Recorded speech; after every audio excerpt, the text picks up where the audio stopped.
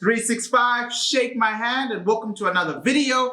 I'm so hyped, guys. I've been really trying to itch to get home just to start recording this for you. Our first Traders War Room of 2024, Traders War Room 89. I'm back, shake my hand, and boy oh boy, we have a lot of things to talk about, like what in the financial markets is going on. What in the NFP was that on Friday? I'm making this on Sunday. You might see this on Monday. I will get better at rolling these videos out on time. It's been a while since, I could organize my entire family life and my weekend life around making War Room videos. I absolutely am glad to be back. And there are a couple of things that I want to look at today. I want to look at about 22 assets with you. So we're going to analyze 22 assets. We're going to talk about Pound USD, USD Swiss franc, USDJPY, USDCAD, AUDUSD, AUDNZD, AUD Swiss franc, AUDJPY, CAD Swiss franc, CADJPY, Swiss franc JPY, Euro AUD, Euro USD, Euro CAD, NZD USD. Then we're going to look at 4 indices. So that's 15 Forex pairs, 4 indices, SP 500, the NASDAQ 100, the Nikkei 225 or JPN 225, and the US 30. Then we're going to look at gold, just for commodity's sake. Then we're going to look at Bitcoin and Ethereum. So in total, I have 22 assets to get through. I'm going to talk a little bit fast, only because of time, right? We can be here for 2, 3, 4 hours. I'm going to try and keep it, to about an hour and a bit.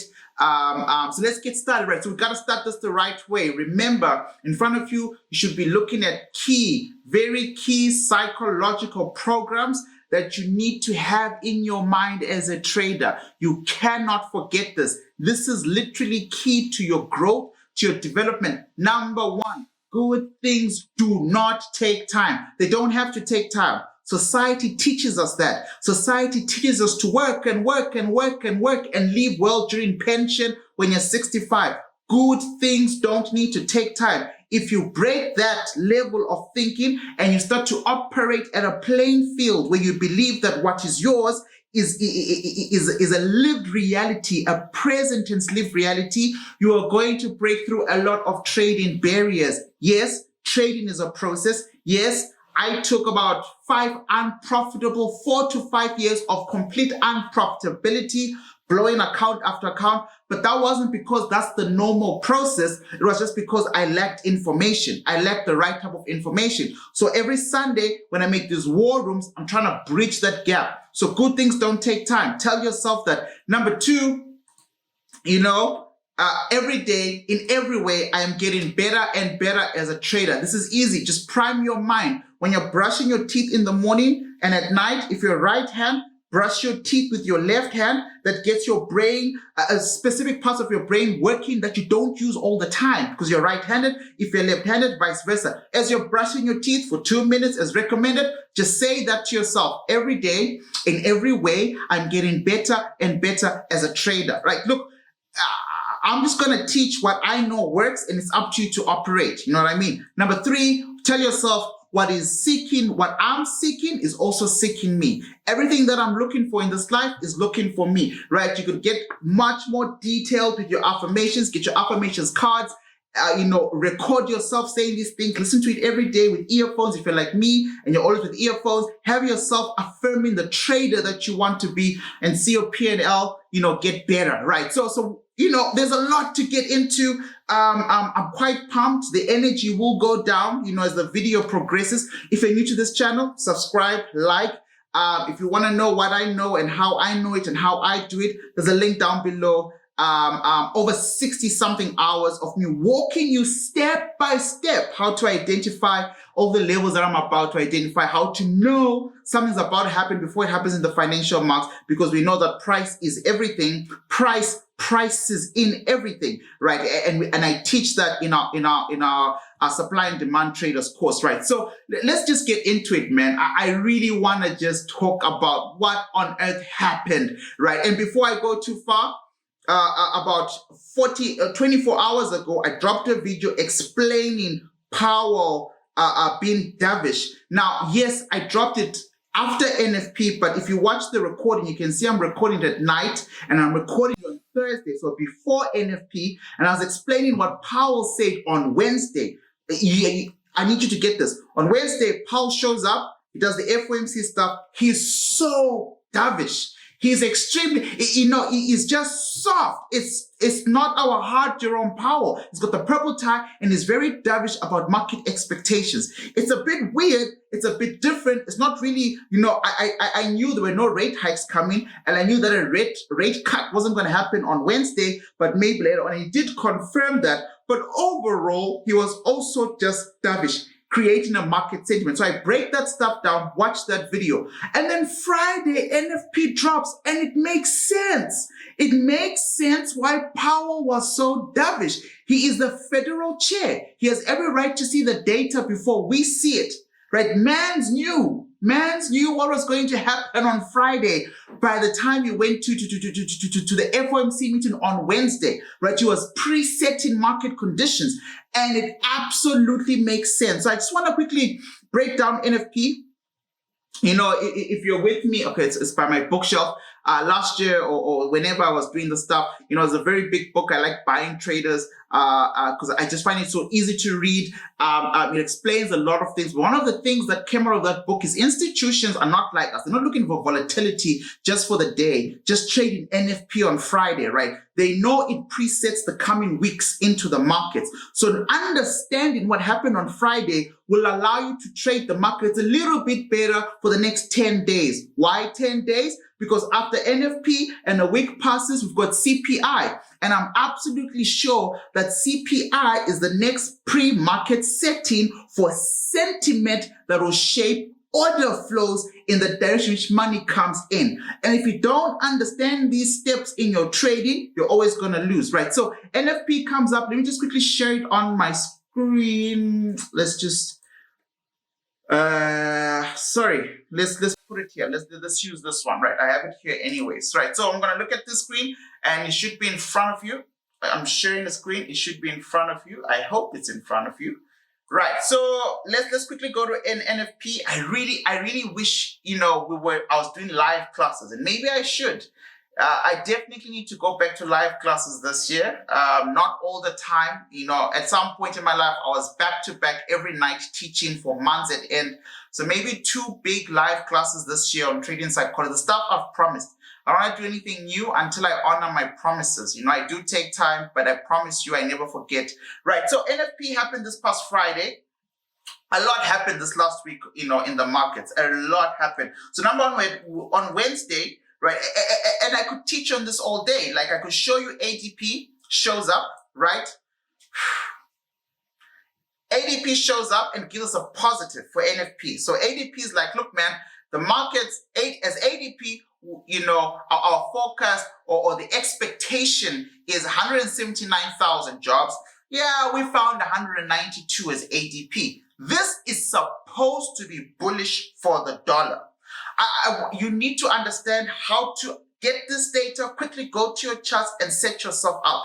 Euro USD in my very first video to you, which happened about 10 days ago, or the one that says I'm back in the thumbnail. I told you that the biggest trade idea I have for 2024 is Euro USD parity, which means I need to see a strong dollar, weak euro going from wherever it is all the way to 1:1, over 700 pips. Then I said, when I was making that video, when I posted it, Euro USD was at a 4-hour supply. Supply means sell. And I was like, this supply wants to dance with us. Those are my exact words, but I'm not so sure I want to play. I'm looking for daily supplies because I'm about to make a swing to positional trade. If you're going to swing to position, you need higher time frames. So I enter on the daily, I take profit on the monthly. Why? Because my governor presets price movements. If what I'm saying you don't understand it, link down below. Bro. And ma'am, and he, she, they are, whoever you are, link down below, because there is a lot of information that's already been packaged for you, right? I gotta hit these YouTube videos fast because of time, right? So then I say, look, man, I'm looking for Euro USD to first go up to push for the daily supply. This was before ADP, NFP, FOMC, right? So now let's quickly switch. All right, because I want you to see what happened with ADP, because I feel like once you understand this stuff, you will not care if Leroy makes another video for the rest of his life, right? You understand what I'm saying? You will not need me. You will be absolutely secure in your trading, right? So let's go to Euro USD. So ADP is on the 1st of May, is what I'm saying, okay? Yeah, 1st of May. And I'm saying to you, ADP releases their report somewhere here. You see that that's the 1st of May. So ADP would have been, in New York time. So actually, let's move this dotted line here. You see this thing? 365, 3 o'clock, New York time. I'm in South Africa. When ADP drops, and ADP dropped at, let's just triple check this on Wednesday. Just give me a second. Wait. There we go, 2:15, right? So somewhere here between these candlesticks, because this is the H4 candlestick, let's drop to the 1 hour. Right? So at 2:15, let's move to 2 p.m. There we go. So now we've got action. At 2:15, right? ADP drops, okay? 365, shake my hand, right? We know what's cooking here. And if you don't know what's cooking, honestly, you've got a reversal candle. You've got the stuff I teach in module 2. You see down traders selling into an area of value that we now know confirms buying. You need that transaction. You need down money, you need smart money. Smart money takes over. We've got clearing highs. Price pulls back down. Here's another one all the way there. Down here, bullish engulfing pattern. Hold in this level, covering the area of competition of 1. Price comes in, and then 2, right? Price explodes up, make that a little bit tighter, and then ADP drops somewhere here in between these 2 red candles, right? Price dropping down, and then markets explodes. But this is Euro USD. All right, now let's go back to the other screen, because they even tell it to you themselves. They explain the data in front of you. If it's positive, it's generally supposed to boost the dollar. If these reports come out, I mean, maybe you think I'm making this up. I hope I'm sharing the right screen, right? It says here, ADP stands for automatic data processing. They actually have a stock that we like to trade, and we normally short it, right? Estimated change in the number of employed people during the previous months. It's like a pre-NFP. It says actual greater than forecast is generally good for the currency. So if ADP was positive, 192K, this is greater than the forecast, 179. So the dollar is supposed to be strong. So that means on our charts on Wednesday, Euro USD should have fallen. If you're to go about just fundamentals, you gotta combine, correlate your information. When I get to the charts, I look at my order blocks, and I'm like, wait a minute, a few weeks ago, let's go back to the charts. Man, I already can tell I'm not going to be as quick as I thought I would. And I might not be able to deliver on those 22 assets, but I'm going to try my best. Right? You see, this is the H4 area of value. It's now marked red. I didn't want to remove it until I record this with you, because I did tell you guys that this is when I made that video. This is where price was, all right? And I told you price is dancing here, but we want it to go higher, right? Because there are some better areas of value. If I go to the daily time frame, there's some better areas of value that I'm looking at to enter. And when I start entering in these daily supplies, even if I get stopped out, I'm going to keep pursuing them up until I know I'm anchored in a supply that's going to take me all the way down to here, right? So this is a long-term trade, right? Whether you buy it or not, time will tell, all right? But at the time on the H4 time frame when I recorded that video, price was ranging somewhere here. Now ADP happens, and ADP is positive. It finds more jobs in the markets, but price, instead of dropping. Instead of us seeing dollar strength equals euro weakness, we see price rally up. Now, you see on the H1, it looks like this, but on the H4 time frame, right? Remember, I showed you ADP 1 hour. Man, this is good. I'm cooking. And if you're eating up, please don't forget to like the video, right? So this is my 1 hour time frame on the ADP areas, right? Somewhere here. Why does it look different now, right? I'm on the 1 hour chart. Okay, so maybe I was looking at the wrong thing. Oh, I was looking on Thursday. I apologize. Earlier on, I was on the wrong day, Thursday. So now we found Wednesday, and we are told it happened at about 2:15. So that's between this big green candle and the small, this makes more sense. Between this big green candle and the small thing is 2:15. That makes sense, right? So we can see with that bullish engulfing pattern, which I already drew earlier on. Remember I said, add your area of competition, right? Price is coming out of a previously daily demand, you know, at 9 a.m. London session on my YouTube channel. There's live sessions that I use to trade London session with you guys every single day. Euro USD, teaching you scenario analysis, which is my day trading strategy for Euro USD. And you can see we open here on Wednesday, 9 a.m. with a strong bullish engulfment, opening bell.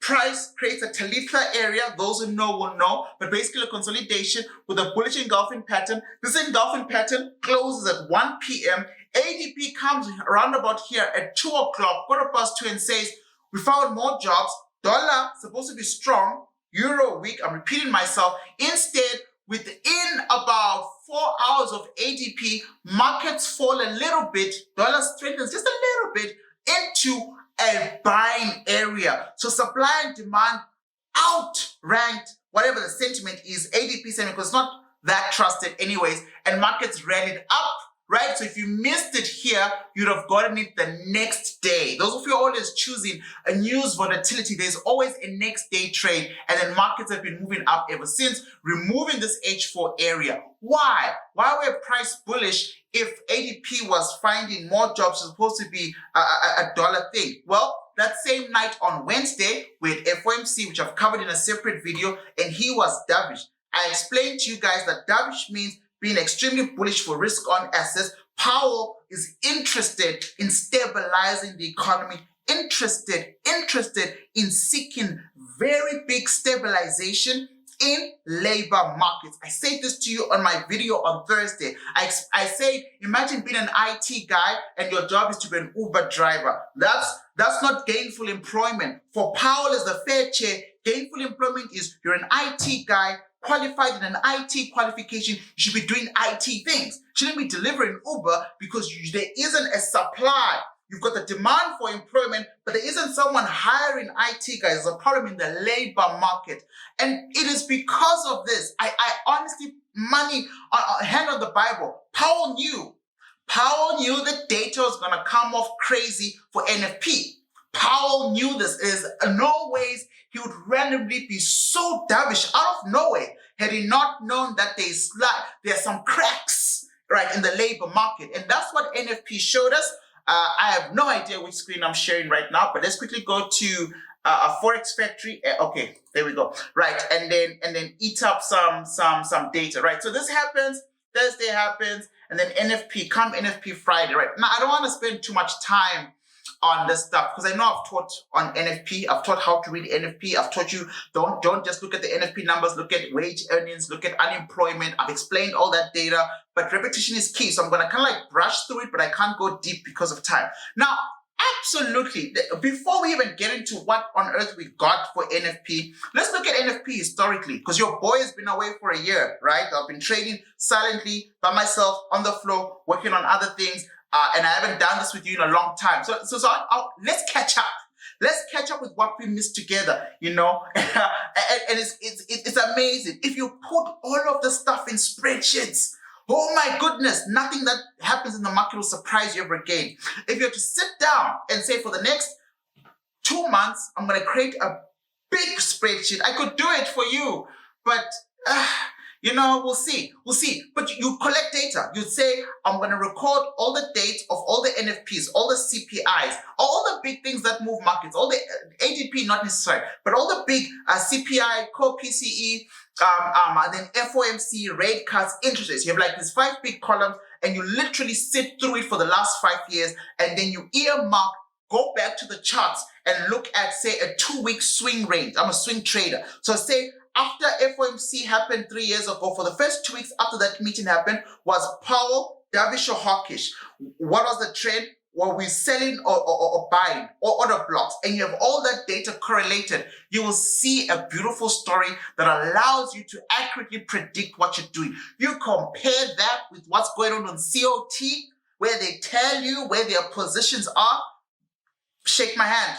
That's all. That you're gonna call me and just ask me to shake your hand, right? So let's look at this data NFP wise, and I really want us to be strategic about it. I want us to catch up on the time we've missed. NFP dropped on the 3rd of May 2024. So let's start from May's. And I wasn't with you from January 2023, all right? So let's go to May of 2023.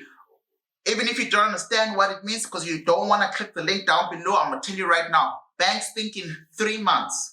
Take profit in 1 year, in a 10-year plan. Between 2020 and 2030 is the 10 years of the lost decade. It's a complete financial revolution. We're reshuffling. These happen segmentedly, all right, or occasionally through 40-year periods in financial markets. If you have a problem with that, you talk to Ray Dalio, the guy who is a historic economist who's looked at this stuff and ran the world's most profitable hedge fund, right? He retired about a year ago, right? But this was the cutting edge information. Understanding the tides, all right, around assets, all right, is so important. So let's play a game. So I'm gonna go to May. Let's actually go a little bit back. Let's go to May 2022 when I was still with you, and then 2023 when I disappear, and then 2024 where we're here. Now, if we look at May the 6th, this is NFP. Once again, this is Friday. This is non-farm roll. I'm just looking at the history of NFP. I'm gonna show you some. You know how there is. They call themselves fundamental traders, but they're just risk takers, and there's nothing wrong with that. Make your money. I am not a hater. If that's your style of trading, good for you. Ignore what I just said. I just want to be very clear. I don't want to get into another, a hip hop battle. This is not Drake and Lamar here, right? But I'm simply saying there's some traders who think they will anticipate whether NFP is positive or negative, over leverage their account, and then buy or sell the volatility, and that's how they make money. I want you to see how easy that is, right? Because some of you overthink that because of fear of losing, right? Which is a real fear because there's a lot of risk you're taking. But check this out. May 6th, where is it?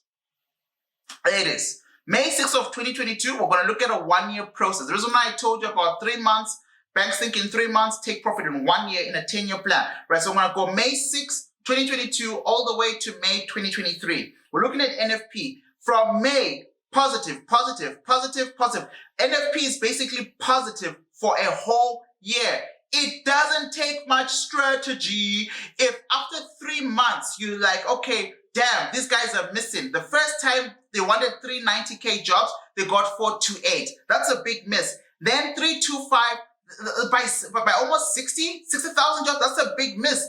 250 to 500.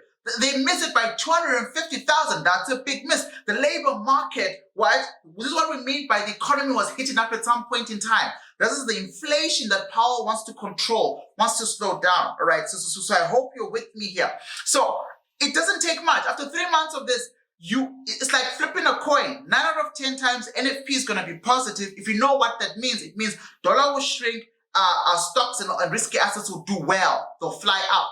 Okay? Generally speaking, that's pretty much it, right? So this was an easy ride for 12 months straight. NFP beat market expectations. There was not a single red month. All right, up until the 5th of May 2023. In January, I took my sabbatical went away, blah, blah, blah. Right, so now let's look from May 5, 2023 to this past Friday, May the 3rd, 2024.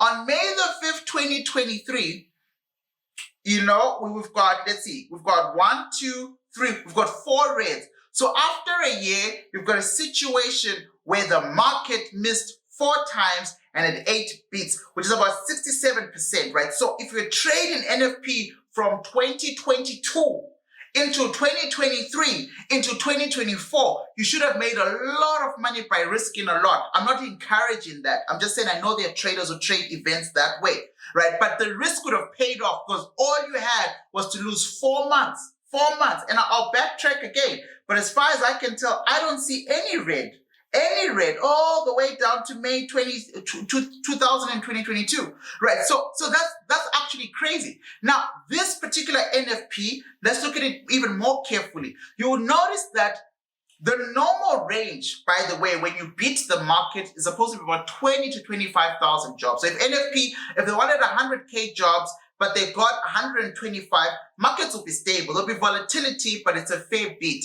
If they wanted 100,000 jobs, and markets only found 975, you know, so they missed it by 25K. That's also okay. It's a normal beat. They wanted to find 238,000 jobs this past Friday. 76 economists, 76 global bankers come up with this data, the forecast, the anticipation. This number is not thumbs up. They asked the best of the best in the world to put together the 76. If you read it, open this, you must study this stuff. Bureau labor statistics, open it, they'll tell you. Out of 76, only three were kind of like, I think we're going to get a number around 170. They were the crazy minority. One of them is a banker in Germany, and then the other 2 I've forgotten, but it's all there in the report. It's all there in the report. I'm not making it up. 76 economists all got it wrong. NFP came in at 175K. That's literally missing it by almost 63,000 jobs. We got a problem. We got a problem, and that's not the only problem that NFP came with. The other problem that NFP came with was unemployment has gone up. Now, what does Fed Chair Powell say every time he starts an FOMC meeting? My job is to make sure there are perfect labor conditions, maximizing gainful employment. Unemployment is going up, sir. Right? So unemployment goes up, less jobs created, and interestingly enough, average earnings drop. Now, let's rewind. On Wednesday, Powell says, I'm not worried about a wage price spiral. Remember, I told you, if you watch my videos, you would know that I broke that down. He said it. He said he's not worried about a wage price spiral. Makes sense. Why now? Because you knew average wage earnings on a month-to-month are dropping. You knew this. You knew. That's why he's so calm about inflation, right? Remember, the whole point of raising rates, tightening that we did together is to slow down the economy. Slow down. Too much inflation, too much inflation. Powell even said he's confident that in the second half of the year, inflation is going to be going down. This is one of the leading indicators he's looking at. If average earnings is dropping, oh, okay, people are going to start to spend less. Okay, I need to be dovish.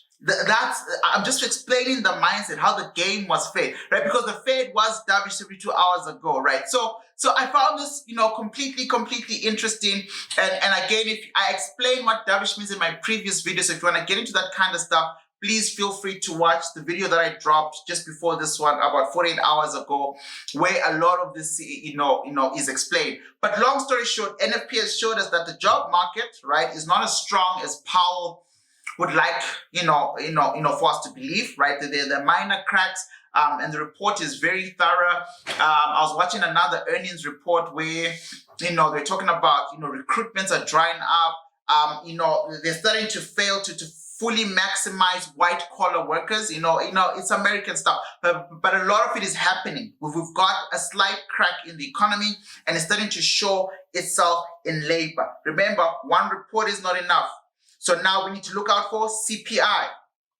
I don't know where I got it into my head that CPI is on the 15th of May, but it's really a good date to mark down. The next coming week, So tomorrow is the 6th. I just want to see if we've got CPI. I'm pretty sure it takes about 10 days, and then we're gonna get that type of data.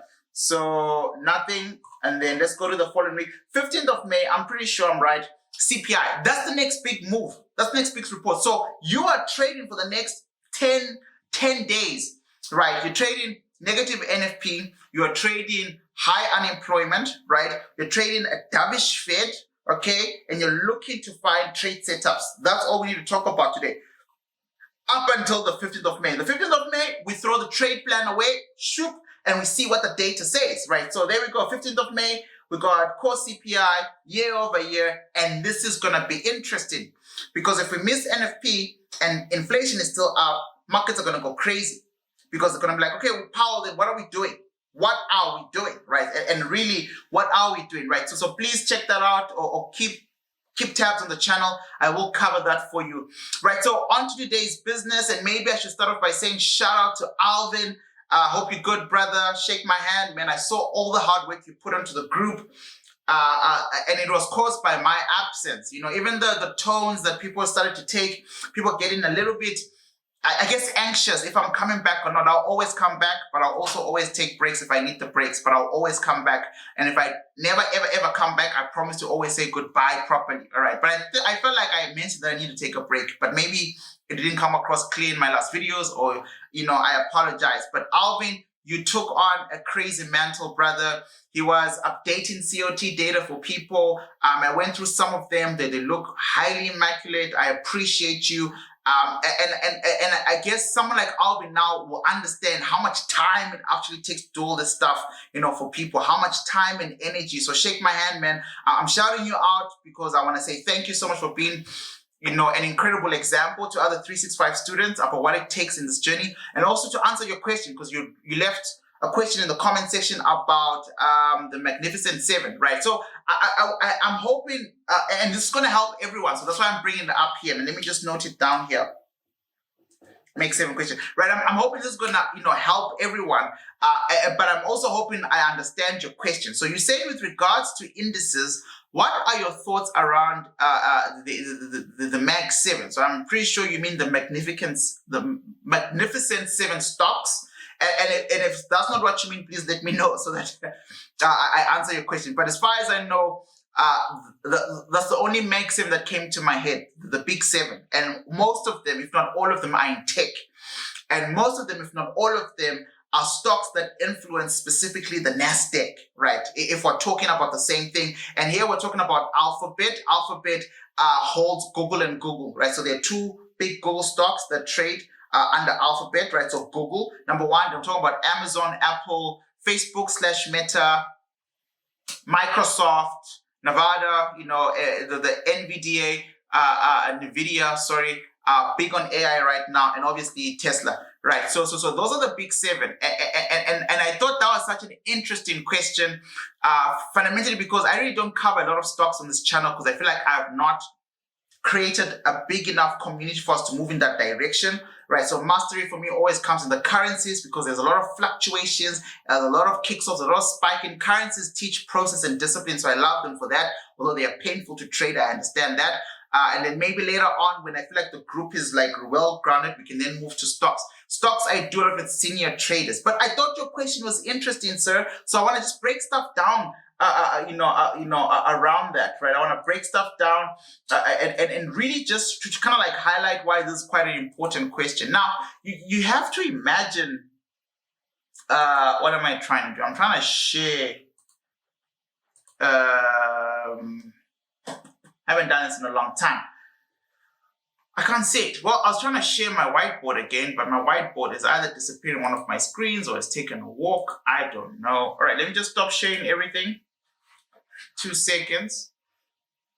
I know all the tricks. Then I'm going to share a new whiteboard here. Right, so hopefully that's kind of like helped a bit. Right, so I want to break this down quickly because it's going to actually impact how you trade indices. And I think I remember making a post about this on Facebook, on the official 365 page, about the top 10 stocks that kind of like, you know, rock and move indices, specifically NASDAQ. Back then, of course, I was really hoping that price would eventually fall all the way down to COVID levels for the NASDAQ, right? So I really, this would be so silly if it was not sharing. Can I just reshare? Because imagine I'll only know after the recording that I wasn't sharing. I'm sorry. I'm not going to edit any of this stuff out. You're just going to get me nice and raw the way I am with all my mistakes and flaws. So I'm going to stop this. I'm going to come out. I'm going to share charts just to make sure we're functioning. Okay, cool. And I do apologize for this. And then I'm going to stop sharing again just to triple check myself and move over and then share my whiteboard, because I really want to break this down in a way that is palatable for everyone, right? So it's a big question, right? The Meg 7, once again, Alphabet, Google, Amazon, Apple, Facebook / Meta, Microsoft, Nvidia, and Tesla, right? What I want us to do first of all is maybe talk in relative terms. For example, I love crypto. And when I talk about the market cap of crypto, like the overall market cap, that's you, me, and everybody else. Everyone has put their money in crypto, in different assets, thousands of assets. Crypto market cap is about 2.36 trillion. The last I checked, which is actually, funny enough, sometime yesterday or today. So I don't think much has changed, right? 2.36 trillion US dollars. That's how big the crypto market is. Quite big. Quite big, right? Remember how people thought crypto was a joke or that it was going to go away, right? Ha, right? It's very hard to make 2.36 trillion US dollars disappear, right? You'll probably start a war, right? You can't just make all this money go away, right? I'm trying to fix this, but it's not fixable, right? So let's do it like that. Let's reduce the font size. Okay, so I hope you can see that clean, right? Another example before I answer this question is Africa. Yeah, Africa. Africa as a continent, our GDP, so not our market cap, our GDP, all countries together's gross domestic product being put together is about 3.1 trillion US dollars. So Africa's GDP is at about 3.1 trillion US dollars, and crypto market is just slightly below that, right? And I'm just putting out numbers here to create a relative gauge, so to speak. And I know I didn't spell the word crypto correctly. And then Africa itself, geez, now I'm not sure. But I think Africa itself, yes, I am sure. It's got 29 stock exchanges. So there's the JSE stock exchange. I'm actually waiting for a license and approval to finally trade on the Kenyan stock exchange. It took like 6 months to apply for all these, not just traders lira, but traders that trade in floor. Kenya's got an interesting stock exchange market, that we looking to invest into, right? But Africa in general is 29 official stock exchanges. And when you combine all of Africa's stock exchanges, which is different from Africa's GDP, all right? And I'm going somewhere with this, and I'll give you signals. Don't worry, it's coming. But who else is going to teach you this stuff? Nobody, right? 1.6, unless you go to a master's economic class on financial markets, right? So about 1.6 trillion. So Africa's 29 Africa stock exchange, right? Stock exchange, 29 of them, by the way, combined, the market cap is about 1.6 trillion, right? So there's a lot of money. Now, I want to then do a contrast answering Alvin's question. At the top of the chain of the Meg 7 is Apple.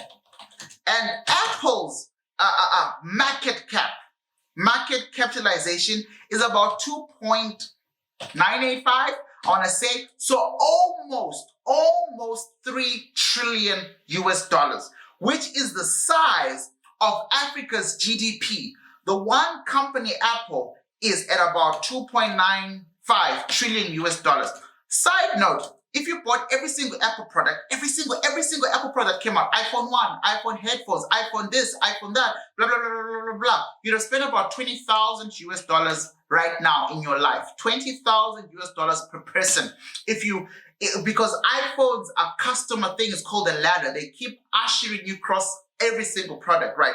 And if you put that money, so instead of buying the gadget, you've just bought the stock, you have about 22 to 23 million US dollars in your portfolio today.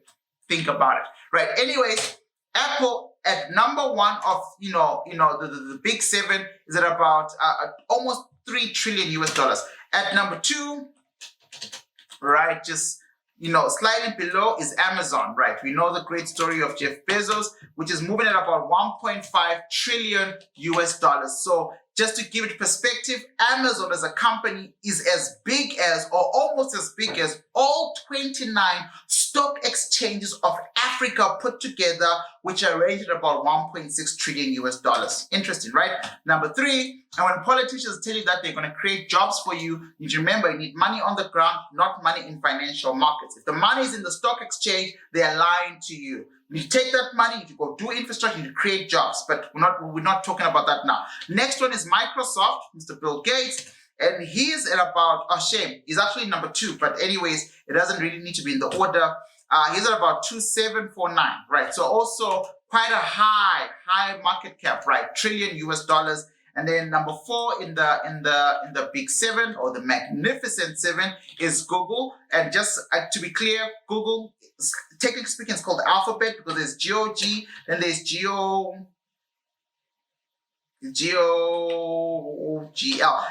I'm talking about the stock tickers. It's two of them, right?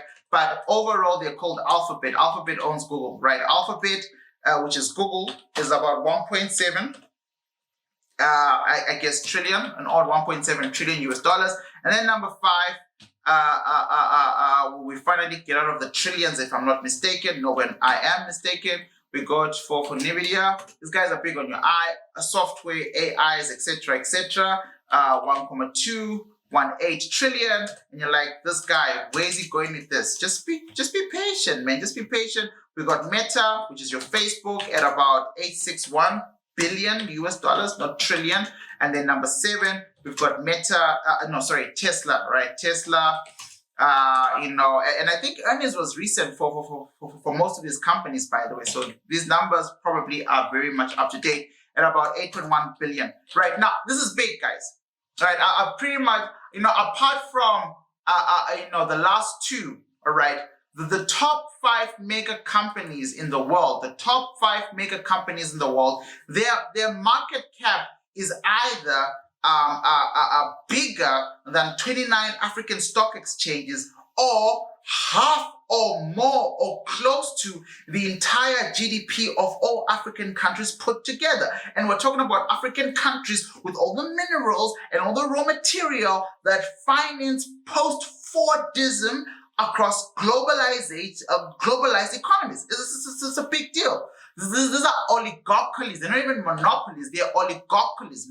Massive control. Now, this is so important because it actually impacts asset values, especially if you're trading stocks. So you'd want to do something like this, Alvin, and to anyone else. Research the top 10 biggest companies or stocks in something like the NASDAQ, and then do the same for S&P 500, US 30. All right. You will realize I'm saying top 10, even though there are 100 different stocks in the NASDAQ, the top 10 actually make up about 50% of the weighted index. That means if all the other small companies, company 85, 86, 90, 70, 60s are, for example, falling apart or dropping in stock value, if these top 10 are bullish, NASDAQ will generally continue its way up. Right, so it's about finding the ones that create a weight. So normally what I look at is the 65% target. I look at what makes up the weight of NASDAQ, 65%. Let me see if I can come up with a Google search just so that it's not theoretical. NASDAQ 100 weightings, right? I don't know. Let's see what pops up. It says that I've done this before a long time ago. Shake my hand. Just give me a second. I'm gonna find it for you.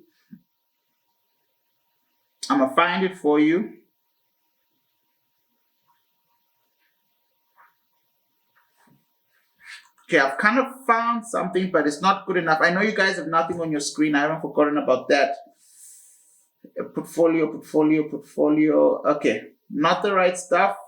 Okay, maybe because of time, I might have to move on, but you kind of like get it. No,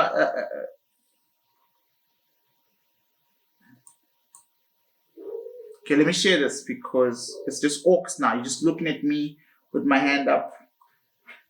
Right. Let's share this. Let's share the screen. Okay, Alvin, but anyways, I hope that helps. I mean, that's kind of like the way I generally do it. That's kind of like the way I like to kind of like understand the data. I haven't done it in a long time. I mean, if you go through some of my stuff, I used to write. Okay, so in terms of, this is NASDAQ 100, components, and when you want to trade NASDAQ and we want to get a clearer chart, let's look at the QQQ. QQQ is the underlying asset of NASDAQ. It's nice to trade, very easy to read. But basically, you can see this is the top 10, right? And you can see Alphabet Inc. Alphabet Inc. is the Google, the two Googles I was telling you about. There's your Microsoft, there's your Apple, there's your Nvidia, there's your Amazon, there's your Meta, there's your Tesla, right? So if you look at this, Microsoft is worth about 8.6, Apple 8, Nvidia 6, Amazon 5, etc. Then after that, everything else is just tiny weights. They don't really, if something was happen to Datadog Inc., it's not going to change the overall direction of NASDAQ, right? It's this top 10 here that are really carrying, the weighted pressure, right? And that's generally your Magnificent Seven, right? So shake my hand. I hope that helps, Alvin. And thank you once again for being just an incredible human being and for just sharing a lot. I think I saw other people help. I'm not trying to downgrade, but I really did see Alvin put his neck out. Even for me, I wasn't even me and him were not talking privately, yeah, please tell him to calm down, I'm coming back. He literally just did all of that. And I think that takes incredible leadership, especially where I failed to communicate clearly. And I do apologize for that, for not communicating about my break and all that stuff. But I am back, and the break was worth it. Right, ladies and gentlemen, the reason why you are here, let us look at the markets together, right? So we're going to start off with 15 Forex pairs, like I said, and then we're going to work our way down to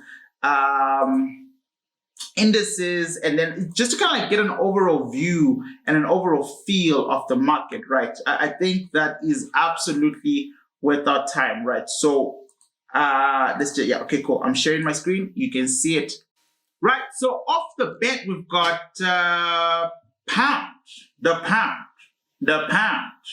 USD. Let's look at the pound USD. You've got the NFP context at the back of your head. You've got, dovish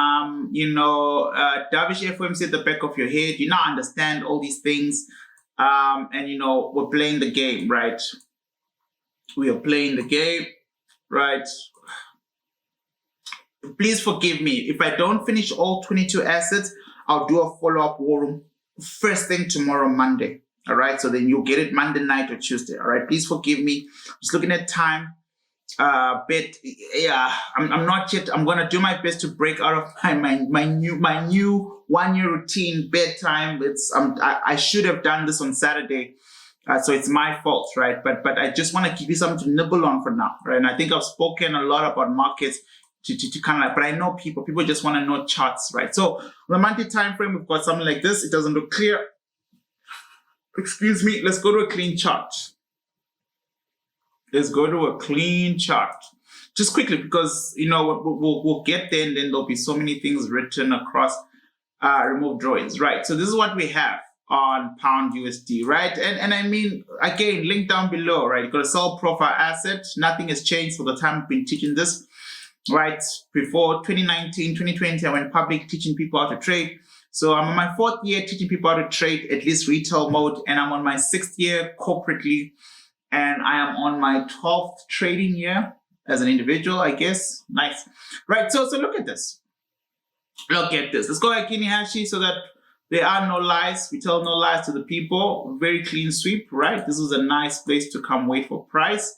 But, will price ever get there? I don't know, right? And we'll backtrack it.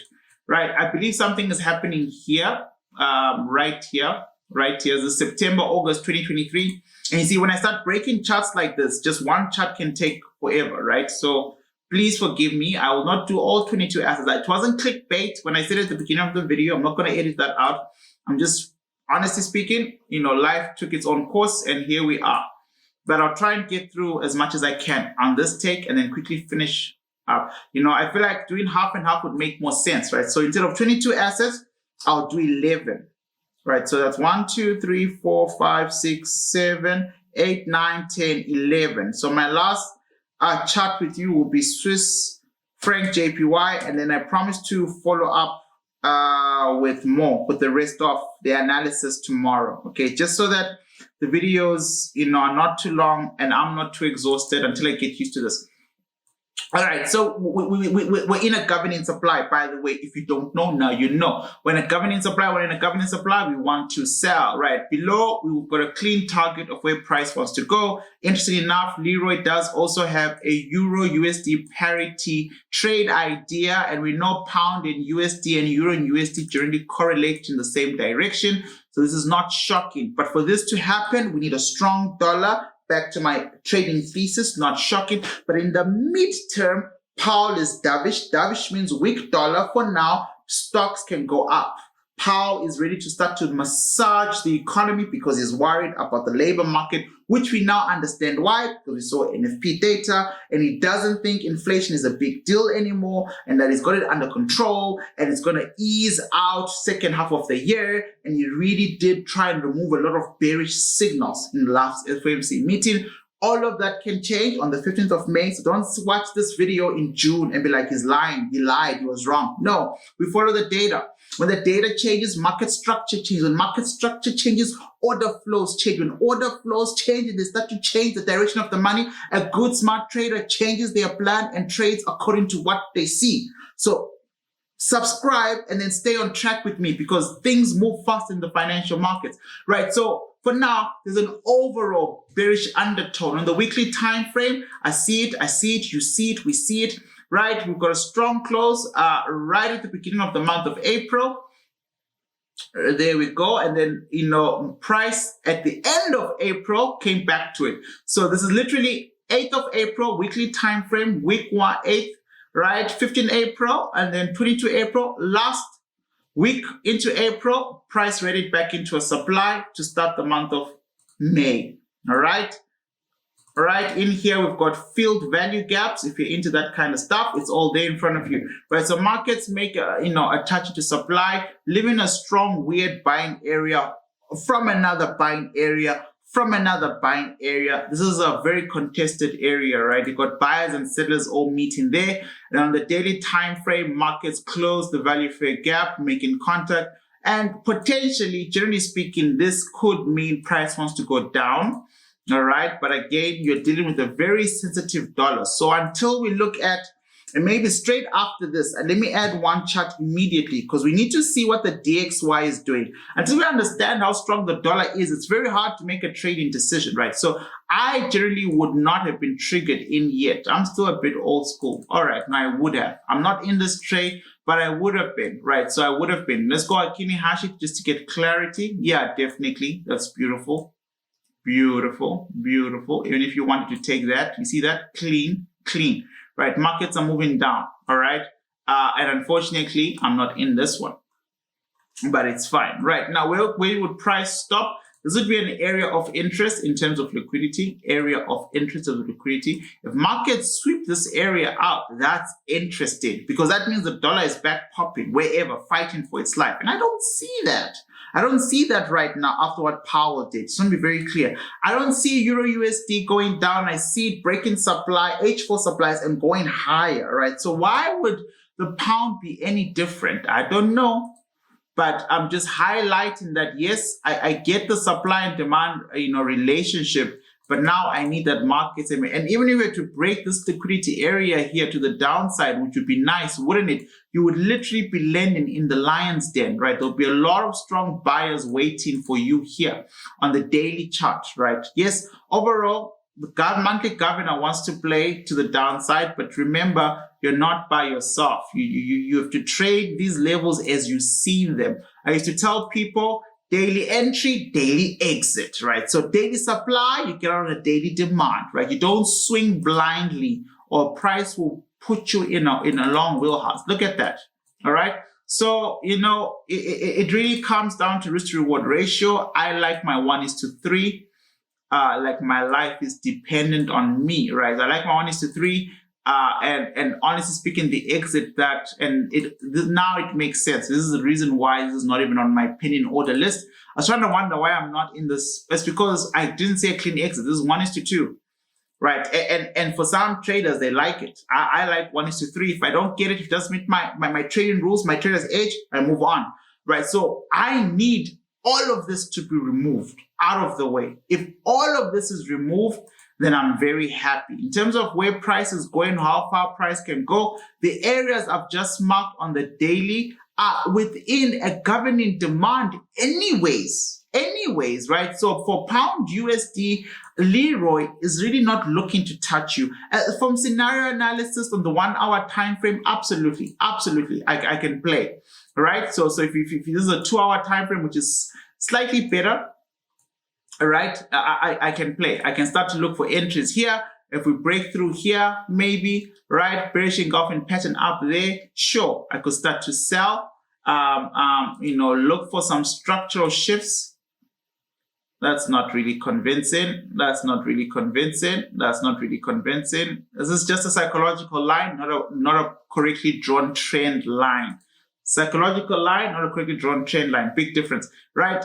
But if this was to work strongly, then yes, I would exit here. But you can see my risk to reward ratio, because I've changed the entry time frame, is a little bit different. The only problem with that is I also increase the rate of how high the likelihood of getting stopped out.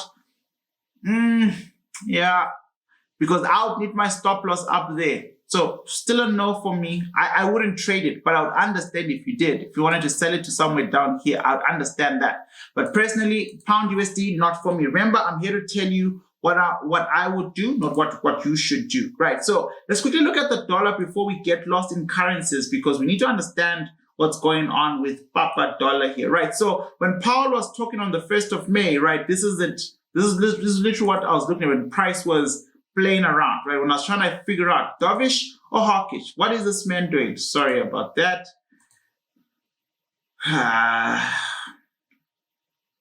Close this, make more space, make this pretty, right? This is what price looked like just before Wednesday, right?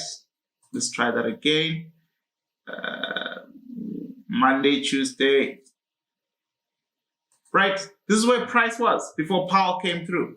So our dollar, and remember, I was correlating a DXY trade index, which I've now closed, with a USDJPY trade, which I've also long closed. I closed USDJPY before all of this, by the way. When I started breaking here, I let it go. But when I broke this one here, I was like, nah, it's time to close, right? And the reason for that is this is Tuesday, right? Where Powell comes in the very next day. And the very next day, you know, when I was watching it as he's talking, you see price break, you know, this trend line, right? Especially on the 1 hour time frame. As he's giving his talk, markets break through, and all of a sudden a supply is created. So price first drops when the rate cut decision comes out at 8 p.m. to remain unchanged.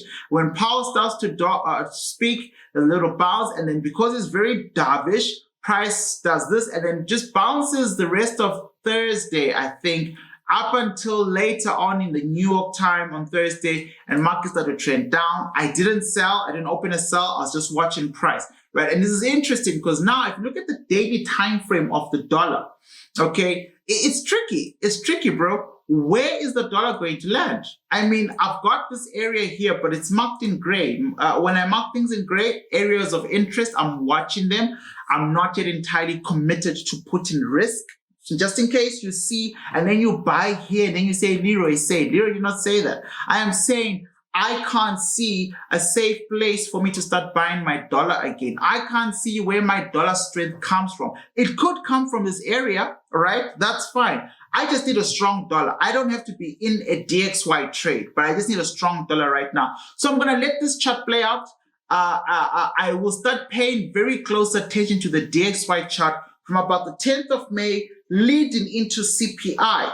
Because if we are here and there's a valid demand at play, absolutely. But if we keep dropping lower, even better. On the weekly time frame, also on the dollar, I couldn't see something that's exciting in the immediate, right? Except for the fact that we have arrived. See this long-term white line breaking this lower psychological area is a weekly demand, right? So one would say it's time to buy. One would say the weekly supply is broken, which I said was going to happen because we've got a strong dollar overall for the year.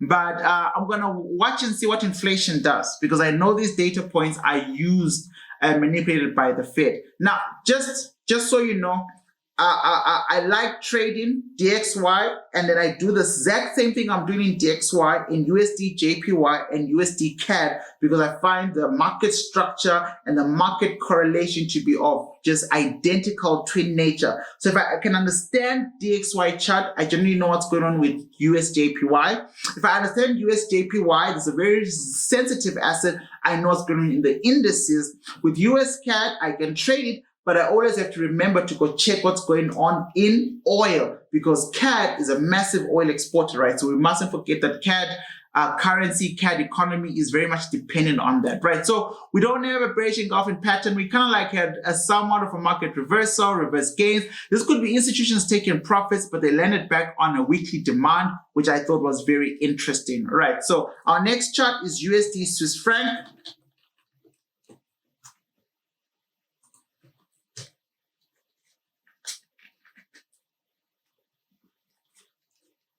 Perfect. It's already marked up. It will save me time. Right. USD Swiss franc. There we go on the monthly time frame. Right. Price has just been, diddling down. Yellow means lower lows are created. Strong supply on October 2022. That's kind of like been in control for a very long time. This is what you call a hidden demand, completely being filled, or market inefficiencies and then refilled by the algorithm. And then this is like a nice place to catch a major turning point. If you don't know what a major turning point is, link down below. Take the course. I promise you, there's a lot to learn.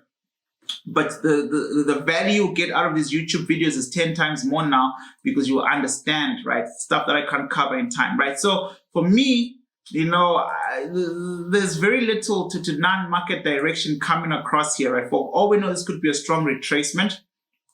So I just let it rock, right? I just let it rock. I really didn't care much about it. And you can see markets are now slowly but surely starting to recover. The question then is, if we go higher than this up here, then we've got like a trend, like a bullish trend, that's taking place. And that's really not the case right now. Markets are not doing that right now, right? So we've got a supply, somewhat of a supply anyways, holding strong. And then we've got a bearish engulfing pattern forming itself. This is USD Swiss franc. Swiss franc is weak when dollar is strong, and strong when dollar is weak, right? Swiss franc is like a massive parasite on the dollar. So for this to be showing me a bearish engulfing pattern, once again confirms my I'm going to slow down on the dollar and see what's going on, right? There could be a few places to buy, right? So if I move down to the daily time frame, we've got this area here, which I've left alone. Why? Module 1 teaches us that every area of value has a glass effect, and glass effects require us to understand the sensitivity nature of price. If we are to rush and just buy every order block that we see, we will say bye to our profits. All right, so I don't care what's going on here, let it fall, right? My first big try on US dollar Swiss franc is clearly above a trend line break. And I need this trend line to have shown me 1, 2, false out, 2, 3. Okay, beautiful. So more than 3 touches. Generally 3 is the minimum. So I'd need that break to happen. I'm happy to risk money here. If that doesn't work out and my dollar is not yet resurrected, is not just strong, then obviously I've got a good buy there. Clearly when I marked this area out, price action was still here. But now that price action has developed a little bit higher, I'll be looking to take out these highs, which gives me a nice swing trade. But I'm definitely going to try and risk a little bit of money here. I go 1% here, I go 3% there, right? The lower the buy, the better for me, right? I do acknowledge other demands along the way, but for me, it's either going to be this one for an immediate buy or this one all the way down there, right? That's USD Swiss franc on the daily. It's up to you. USDJPY. Remember, I'm not your personal financial advisor. Me being licensed doesn't make me your financial advisor. Me making videos does not make me your specific financial advisor. This is just educational content.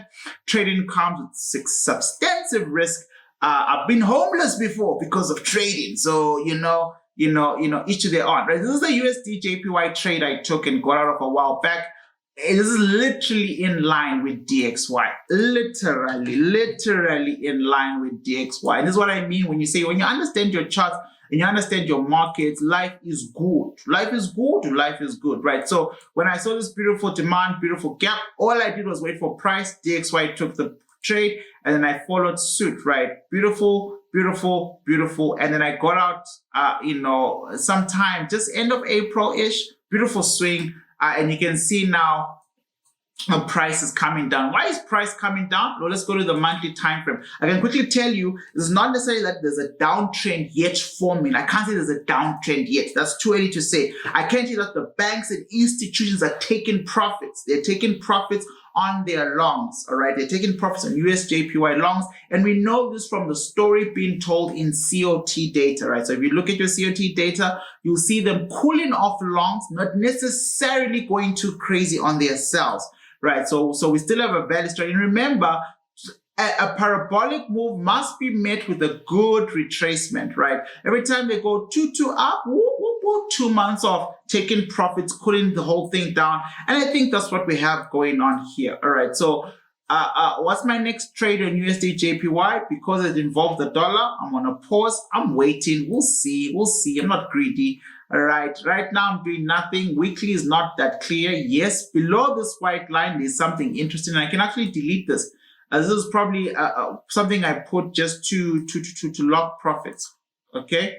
Right, so this is nice, it's done, we don't need it, right? But where price is where, a very remarkable area, a substantial bullish area. And if you look at USDJPY here on the weekly, and you look at DXY on the weekly, just so you can see I'm not making this stuff up, right? You can see price also landed on a bullish engulfing pattern with my white line there, right? So there's massive correlation, guys. Easy money. Some of you, if you just master 3 charts, one currency, Euro USD, I highly recommend it. Master NASDAQ, I highly recommend it.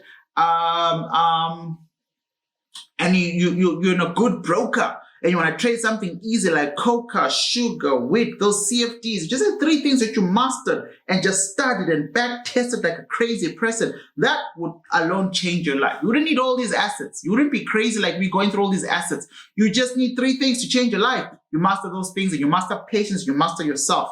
You'll be fine. But markets talk to each other, right? So USDJPY, let's go back to the daily time frame just so you know my next big move.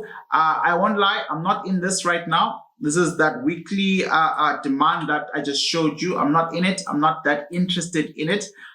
Price could leave without me. I'm fine with that. I do probably want to place a trade somewhere down here at the fair value gap. I am very much interested in that. And I'll tell you why I'm interested, because I once taught you guys on my favorite anti-Fibonacci. Anti-Fibonacci on a bullish trend tells us to draw from the low to the swing high up there. And anti-Fibonacci will always give us truth, the truth serum, right? So my golden area 0.618 starts there to there, right? And my fair value gap is just inside my golden range, below the Talitha area, which means price could easily form a base like this, right? Something like that. And then price could then give me a nice, beautiful wick like that. So I'm looking for something like that, right? If I can get a low buy like that in this area, then I'll be happy. If markets leave without me, I've made enough money from USDJPY. But I'd love to swing it. I'd love to swing it because, again, I do believe that, long-term monetary policy is on the dollar's edge if inflation is going down. Inflation comes back, oh my goodness, then my trade plan, trade idea is wrong, right? So if you don't do your own research and you go on me, you are going to be also in big trouble, right? So next chart, looking at time, we are out of time, guys. But I promised, what did I promise? I promised about 11 assets, right? Look at me making big promises. USDCAD. I'll be quick now. I'm gonna be a little bit quick. Most of these levels are marked up because I've been looking at charts, even though I was not making videos, right? So, USDCAD, you can see the interesting range on the monthly time frame into an interesting, very big supply. So now this supply is quite significant, right? It's just below this area, but it's held price before. Look at that, 2017, 2020 COVID, it pushed price down, right? And then this is when, you know, Powell got very dovish, pushed price back there, right? And then we're back there right now. I never want to buy into a supply, even though I feel like this supply has run its course. I never buy into supply because I use all 6 of my common senses, not 5 senses, 6 senses. All right. On the weekly time frame, you can see we've played with this demand very well on the weekly. It's held this trend, aligning itself to a beautiful trend line on the daily time frame for more clarity with a situation like this. Now, this for me is interesting, right? Because this has been already used without me. If I was to draw it like that, maybe if price was to come to that green zone, maybe I'll take a trade. Maybe I'll put a pin in order here. You know, maybe, even if it's a small 1:2. All right, there we go. As long as I get my 1:3, I'm good, right? So this is the only trade I'll take. And I feel like this week coming so close to my area of competition means price is gone, means I've missed it.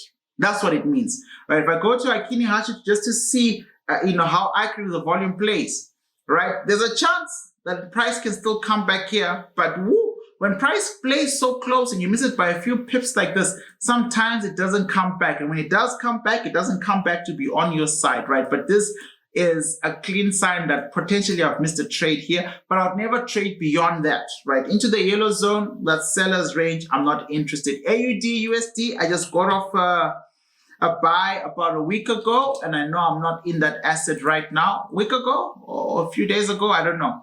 Right. Oh, well, it's on the charts. There we go. Right. So when we're moving towards this supply here, price, I chickened out and I closed my trade, right? So price went up somewhere here. As soon as I saw this big, when the red started to form, I thought, oh God, are we going back down? Even though it broken a supply, I chickened out for only price to continue up, which is fine. Made the money that I was supposed to make. Not a good risk reward ratio, you know, and I held it targeting a weekly supply, you know, maybe that would have been a better trade. But for a short-term day trade, it was a couple of days, you know, let's see. Yeah, about, give or take, what's going on? 22, 19, 20, 23, about 7 days, a 7-day swing trade. And then as soon as this bearish engulfing pattern came up, I was like, what's going on? Is price gonna start to sell down? I closed, and you know, because of that, I actually lost out on money. I left money on the table, you know, and that's fine. Lesson learned. It's in my trading journal to try not to do that again. To become better and better, you know, every day in every way as I trade. Right, but we're on the other side of a trend line, anyways, at that particular time. So you know, bearish scares were not some mystical thing that you can ignore. All right, but I could have done better. I definitely admit to that. But it was profit is profit. But yeah, you can get much better at holding your trades, right? So supply has been hit. I don't trust it. I'm not in this. Like I said, I've closed out. It's just now up to AUDUSD to shape up. You know, currently, you know, with the understanding of the position of the dollar. If this area at the top here gets removed, if this yellow zone is taken over, then yes, we can start to talk about buying again. So buy one there, and then let's switch to AUDNZD to confirm buy two. And so for now, we can't confirm it, but let's say price gave us another strong green candle like this there, then absolutely this would be a nice place to buy, because I first need to see momentum going to the right side, create a good enough imbalance. Then absolutely, I am happy to take a trade there. This area, you know how people are. They don't want to do the course, but then they want to act like they understand what you're saying. So let me mark this area in white. This area is not yet valid. The rules have not yet been met for this to be a valid buy area. When the rules are met, for example, we've got good momentum to the outside, taken out of a supply, then absolutely, I will be looking to take that buy. Just know that. Nowhere to stop. Yeah, nowhere to stop. I've drawn another supply there on the daily. What's the overall direction of AUDUSD? We didn't even check that. Silly billies. Bouncing off a strong engulfment right there. Markets created another one. So price could finally be trying to push its way up, but into a bearish engulfing pattern, which is actually in control of price right now. So there's a lot of negotiating between buyers and sellers. And all of this is relying on dollar strength. How powerful and useless is the dollar all at the same time, right? AUDNZD next as quickly as possible.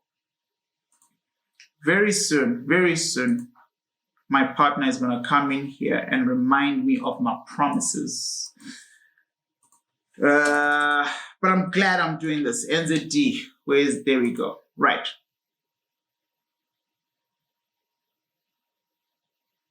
No trade. I'm not doing anything. I'm not going to trade this week's. The only thing I did here was sell this, but we're not together then. I have no trade idea for AUDNZD. On the weekly time frame, we're deep within a supply. This does not look like a supply that's about to submit. So just be very careful on the daily time frame. I see I've got a lot of lower buys as price was coming up. Let's go at Kinihashi for a second. Yeah, look, if they break through this supply, if this supply gets taken out, then sure, take a risk here. No, I'm not telling you to do it. I will do it. I'll come back and put some opinion orders here, and then we'll see what comes out of it, right? But this is only if this area gets taken out. You can see right now, price on Friday acted like it was about to come back down. Between here and there, not good risk-reward ratio, but if they take this whole area out, then sky is the limit, right? Or the next supply, to be fair. Okay, AUD Swiss franc, AUD Swiss franc, if that makes sense. Let's move on.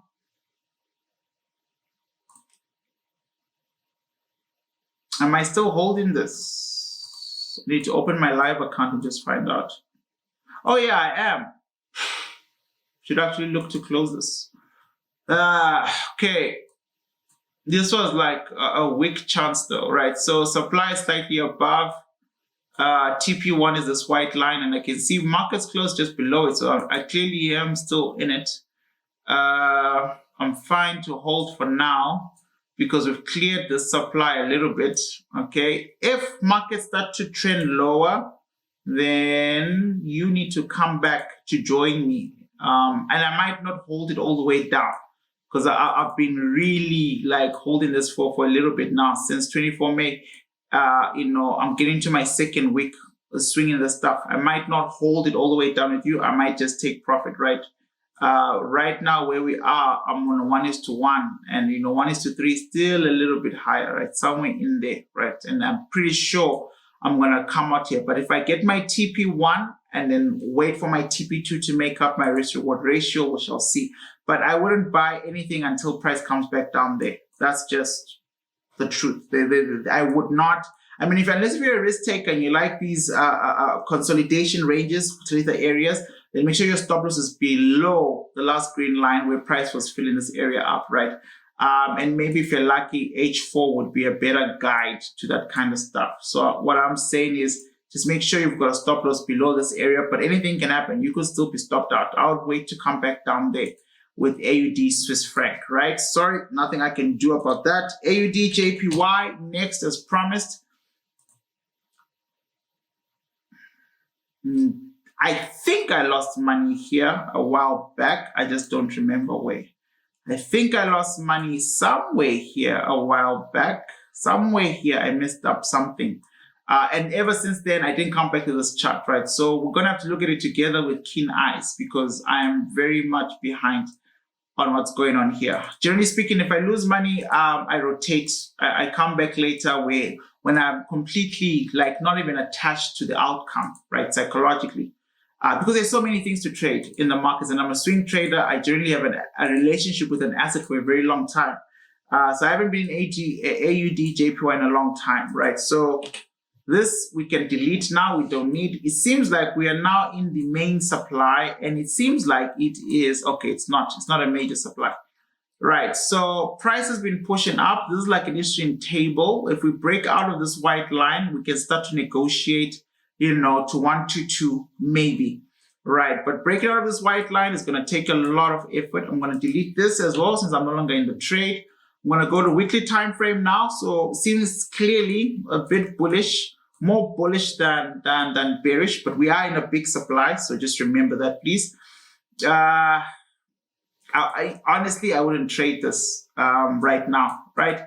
If you are a risk taker, and a lot of you, I know you are, and you are absolutely sure about how bored you are, the first buy you're going to take is here. And honestly speaking, I'm going to mark it red. I highly advise you don't. You know, it could work, but that's what we call a cowboy area, right? Because where are you going to take profits? You honestly speaking, where are you going to take profits? Inside the supply, you will know at the exact moment when to stop holding your buys. You decide, right? Some people might try and take profits here and say, look, this is good enough for me, Leroy, blah, blah, blah. Let's go to H4. Let's see. Maybe, you see, that's nice, clean, bearish, engulfing pattern. Yeah, maybe if you're a cowboy, giddy up. That's the zone. Cowboy means high risk taker. If you're new to my terminology, it means you're taking a big risk that I do not recommend or want nothing to do with. If you make money, it's because of you. If you lose money, it is because of you, right? So that's how cowboy areas work. CAD Swiss franc. Oil is dropping, by the way, but I guess we can look at that in my second video. I'll add more assets in tomorrow's video just to make up for splitting the war room into two. Yeah, nothing there. Prices coming down, returning, probably taking profits. Like I said, oil is falling, so CAD is a bit weak. CAD is also over its inflationary crisis. I did tell you this in the previous video. So, you might get a softer monetary policy divergency, right, where they are going a bit dovish, weakening their currency and focusing on their stock market, versus America that's supposed to be hawkish because inflation is clearly not over, but Powell doesn't see it that way. So, it's up to Powell now, right? Clean weekly supply here, just not marked because it hit a higher supply, but there we go. If you didn't know, and you need to know these supplies, guys. Remember, don't forget, what is with immediate areas of value? That's the closest area controlling price right now, targeting where price could be going, right? So, that's in the course link down below, right? So, yeah, I wouldn't do anything. I'm pretty sure this is the beginnings of another sell, maybe on the daily time frame.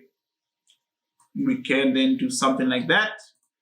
And then this might get filled just purely for market efficiency purposes, right?